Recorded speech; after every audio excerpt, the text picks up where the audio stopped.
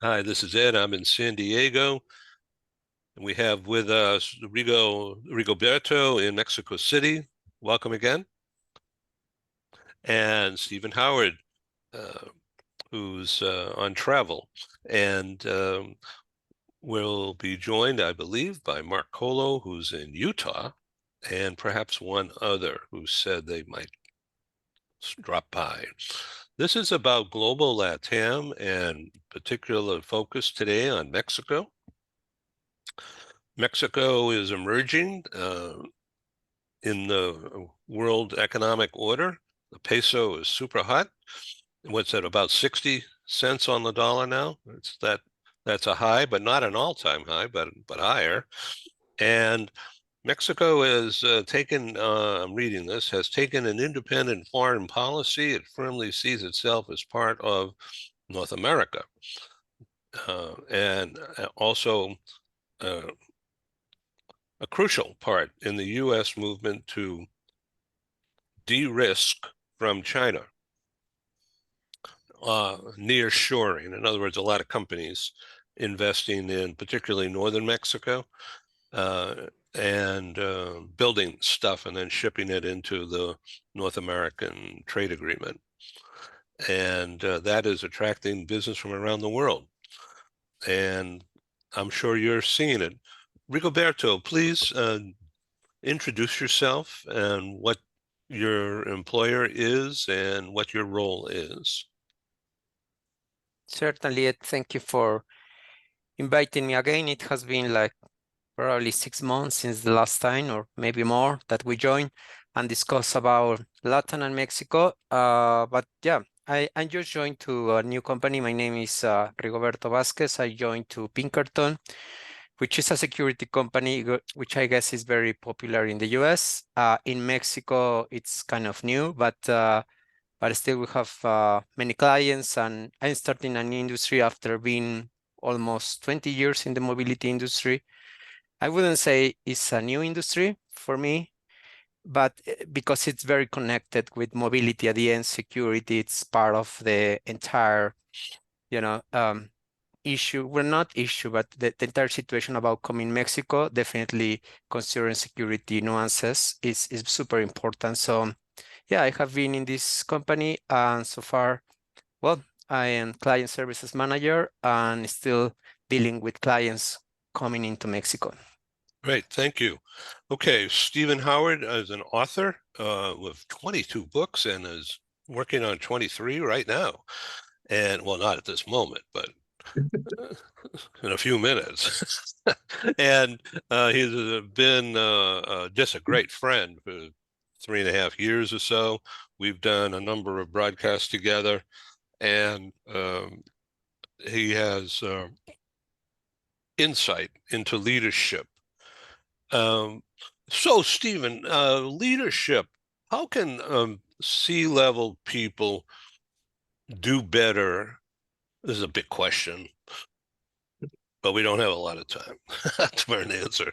But how can the C-suite do better being leaders in what seems to be really confusing times right now because of the back to work, and how will that happen? Well, threats come back, or you're fired, or this craziness going on. It's a very choppy waters out there in the business world. You need a pretty good captain and knows how to go through those waves, I guess. I would suggest that, first of all, how do we define do better? And we have to start defining it beyond the numbers. It can't just be financial results. Because it's just going to tear people apart. It's going to tear societies apart. It's going to create more divisions than we already have. So my advocacy is that to do better, you need to become more of a people-centric leader. Put people first. Doesn't mean you ignore the results, doesn't mean you toss the results out the window, but how you weigh those results and the focus on those results, and understanding that, when you're asking people to work 50, 60 hours a week, it's impacting their personal life, it's impacting their mental well-being, it's impacting their health, and is it really worth that? just to hit a quarterly number when you could possibly hit it the next week or the next month or whatever sort of thing. So, and this is particularly for private companies. I mean, public companies, unfortunately, as long as we have the professional investors in Wall Street, they're going to be totally focused on those numbers, and your stock price is going to go up and down accordingly. But do you want to lead your team based on what Wall Street thinks about you, or do you want to lead your organization based on what your employees and customers think about you? So, Rigo, Pinkerton that I know about is an old line, very well established, long time in the U.S. in the security business. The Yeah. Pinkerton detectives found Butch Cassidy and the Sundance Kid, who were escaping after robbing trains, and so they had all these guys. I remember in the movie, the Pinkerton guys were sat up straight and big horses and had big hats, and they were crack shots, and they went after Butch Cassidy. And I remember them jumping off the cliff to get away from those guys, and who are those guys? They kept saying. So now you're one of them. Huh? Yeah, I know. There was a lot of misconceptions from my side about the Pinkerton thing, and to be honest, I still don't know all the histories, but I have here even there are video games about Pinkerton. There are like laws in the US, like Pinkerton law and so on, but I don't want to screw it up and talk more that I don't know. The thing is that No, okay, everybody Google Pinkerton. That's yeah, it. exactly. Better. But now the concept from Pinkerton is more about detective things. It's about a comprehensive risk management, and now they were acquired by a global company which is Securitas. They are, I guess, in Sweden. And now we provide us like in mobility, that's end-to-end solution from companies coming into Mexico. So it's not only about detectives, it's more about providing policies and designing things to keep safe the employees in Mexico, especially the people coming from other countries. Well, your recent experience with the immigration firm is really going to be helpful to you and Absolutely. your employer now, because that's a critical need of compliance, of course, as well as mental health and support Absolutely. for people. So the people experience is number one. Absolutely. Yeah. Yeah, Yeah, it's all about compliance at the end. But yeah. similar issues. There is a law, but people or companies sometimes follow the rules, sometimes they adapt or they modify on the go. So it's about consultancy and put them in the right direction to make things happen and keep the momentum on the business. So here in San Diego, we're a border town, of course. Tijuana is 8.5 miles from where I'm sitting this moment, and we could see it. I'm going to step out on my deck and look to the left. You can see it, see the mountains in the distance on a clear day. So we're in May gray right now in San Diego, so it's not too clear. But Stephen, what do you think about the leadership issues that we talked about yesterday, and what you're seeing in your new book with Ali that will be coming out in the fall, I guess. But you're talking about not Americans, but world people, and how do you see what's going on in Mexico from your brief experience and insight? There's a lot of change going on in Mexico right now, not only economic, but in politics. My God, and women. I mean, and women are being allowed, if you will, to get into leadership roles. So the old ways of patriarchy seems to be going away. Is that a clear vision to you, Riga, Stephen? I would say yes. I'm not quickly going away. The change is subtle, incremental, but there will be, within a month from now, Mexico will elect a female president. I mean, the two top candidates who combined are polling something like 85% of the votes are women. So the third person running is a gentleman is he's polling somewhere in the high teens is the last poll I saw. So it's almost definite Mexico will have a woman president elected in June, and she will take office in early October. That's how, kind of like the US, the kind of a 3-month, 4-month span between the election date and the taking over of the office. So that's a big change. The other thing economically, though, I mean, I'll share with you and your viewers here, because it was just announced yesterday, foreign direct investment in Mexico in the first quarter of this year went up 9% over last year, and it hit over 20 billion US dollars just in the quarter. So, the firms, people are moving into Mexico, the nearshoring, they're going to need services like the Pinkerton services for personal security, physical security, but also cyber security, data security. All those kind of things are going to be critical. So Mexico is growing. It's booming might be the wrong word, but it certainly has strong economic growth. It has strong social growth. The downside to all this, and I'll be quick, but the downside to all this, unfortunately, Mexican workers, recent news articles show that Mexican workers are the most stressed workers in Latin America. And that stress is caused by, there's economic pressures within the country. It's not, it's kind of a rising tide is raising all boats, but not necessarily equally. So there's a lot of economic pressure, particularly on the middle class. The people are having to work longer hours. There's work-life balance issues, and unfortunately, there's not a lot of access to mental well-being, mental health resources in Mexico yet. And again, it's going to grow, but Mexico's kind of in this intermediate stage. I'd almost say Mexico's a teenager right now. A lot of growth pains, a lot of mental issues that a lot like teenagers have. But the future's bright for Mexico. So I don't want to dwell on negatives, but this is being in San Diego. The newspapers cover the crime issue and the gangs and cartels, and they seem to be in charge.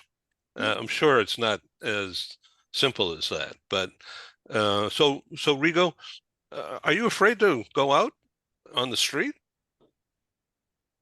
Well, all my life I have lived here. So what I do is keeping low profile all the time.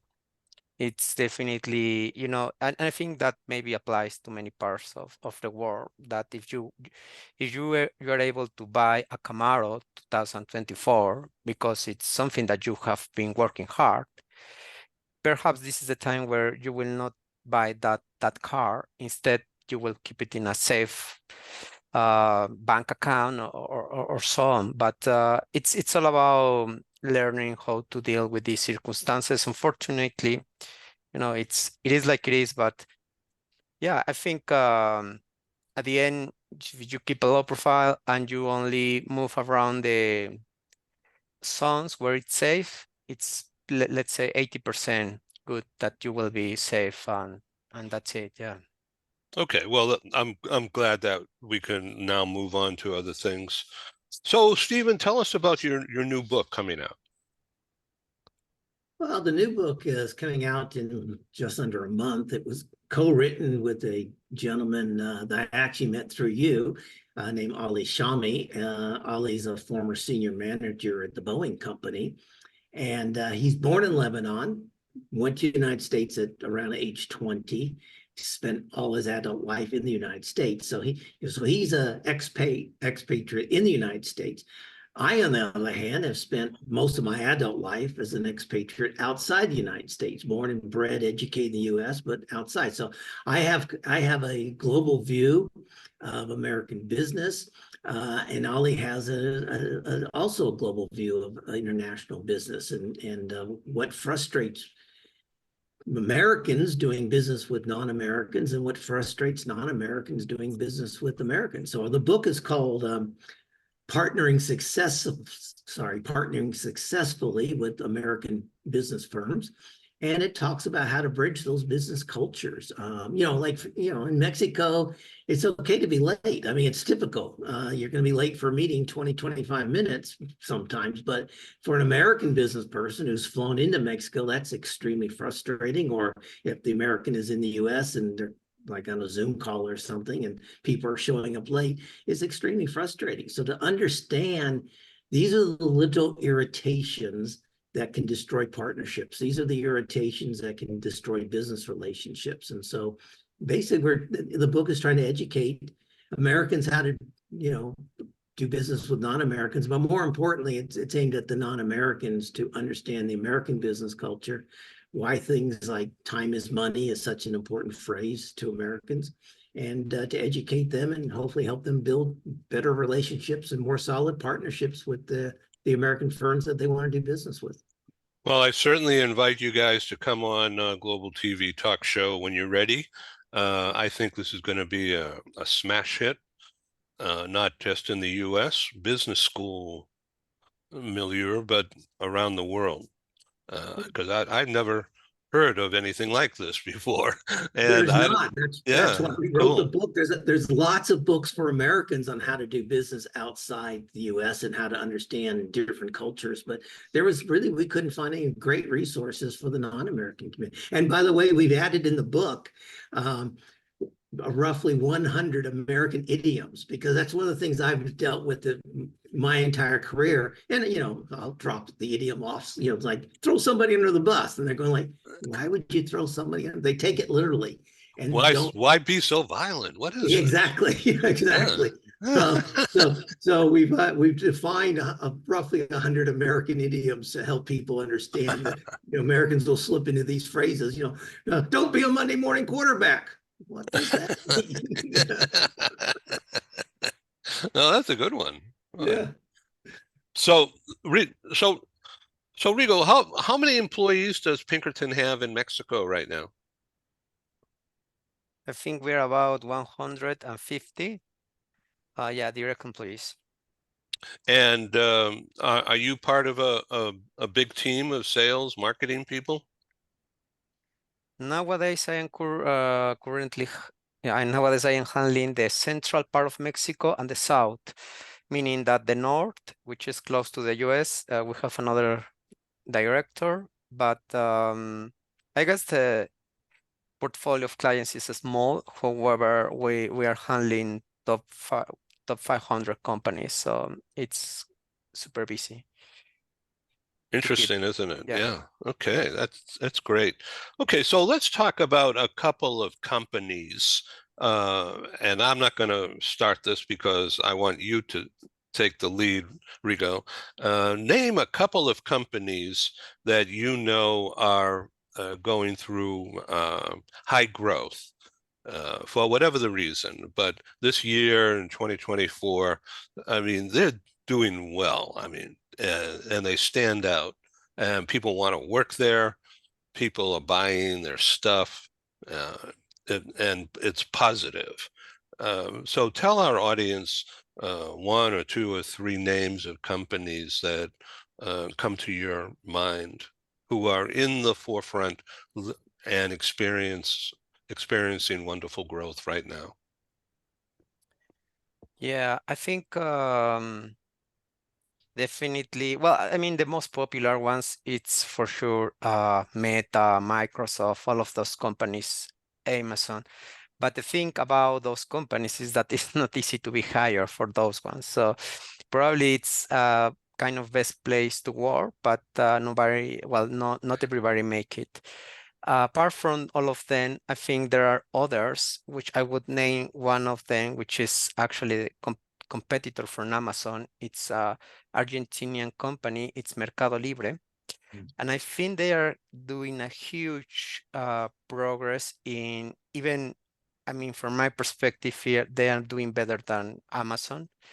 And in Mexico, they are growing hugely, hugely. And I would say that everybody would like to work for that company. especially young people who likes tech and this new way of working from home and so on. So it's very popular. Mercado Libre I think they are one of them for sure. What's the name again?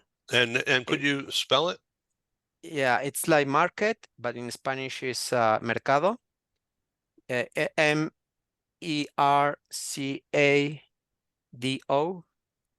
mercado, and libre means free in English, Oh, which okay, is got it. yeah. Yeah, okay. Libra. So Yeah, yeah, okay. Yeah, I've seen that name. Yeah, okay. yeah, but no, they are. I mean, they are hiring like 1,000 people per year.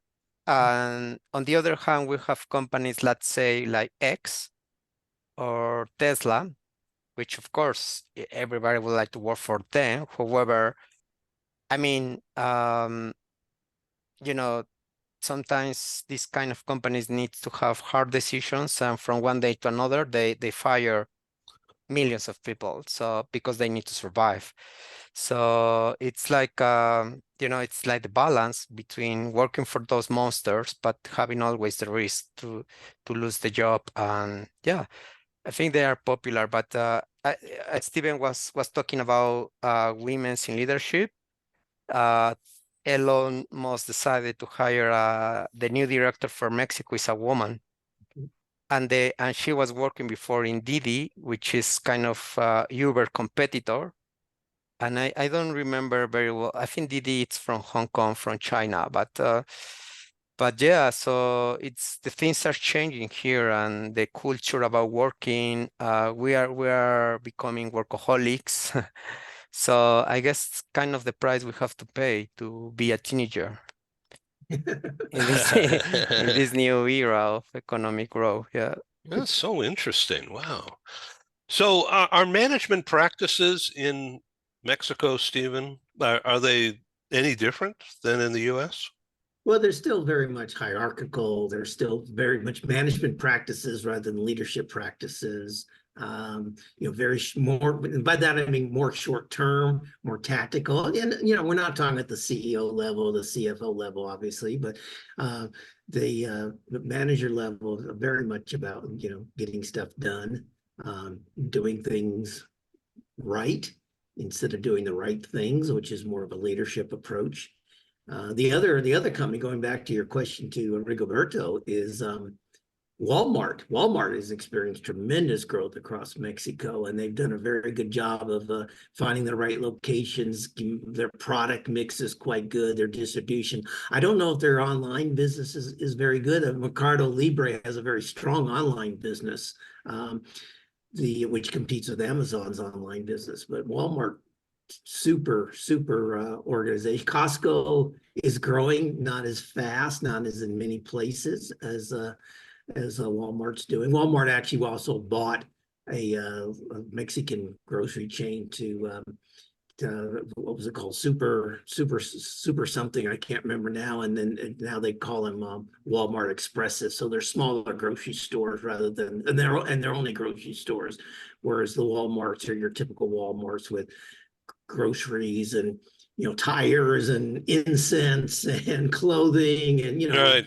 Yeah, we everything. were in Palm Desert, and Amazon has right on the main road, Highway 111, has a food only um, grocery store. Yeah. Yeah, right near the shopping mall. Oh, okay. In fact, very close to Whole Foods. Yeah.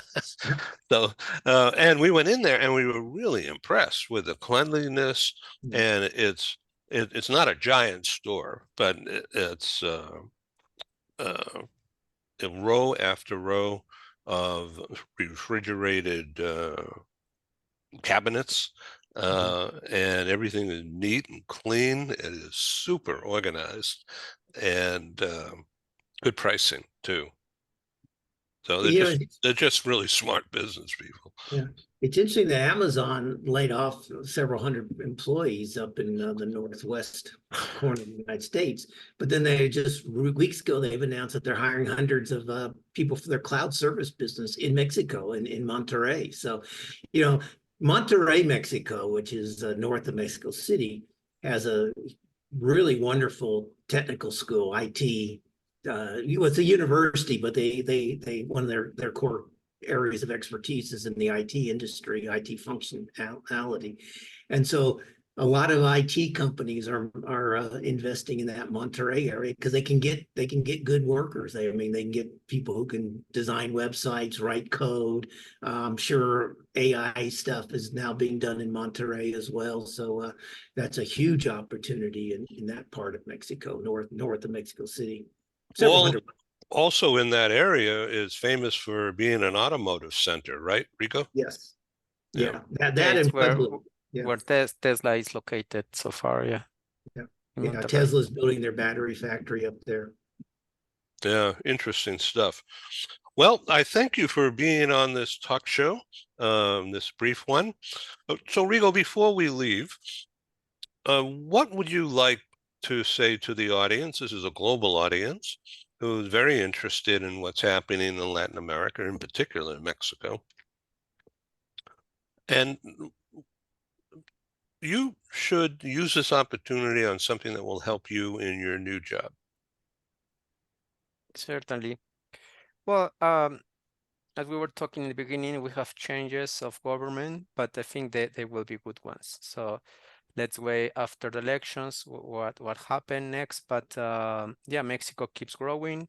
We're getting more stable, and in terms of all the nuances about coming into Mexico, they are flowing, and I think every time we have less obstacles to create a business, we are not like that country that we were used to in the past, bureaucratic. So now it's a matter of let's say months to create or build a company, and I think there are many providers and resources to make that happen, including consultancy as Steven, or perhaps other competitors in terms of immigration, mobility. I think there are a vast of options that any foreign company can select to come into Mexico. Great. Thank you very much. And I wish you well. And please come back in June to the next program on Global LatAm. So, Stephen, really congratulations again to you for coming out with the new book. I think it's a fascinating title.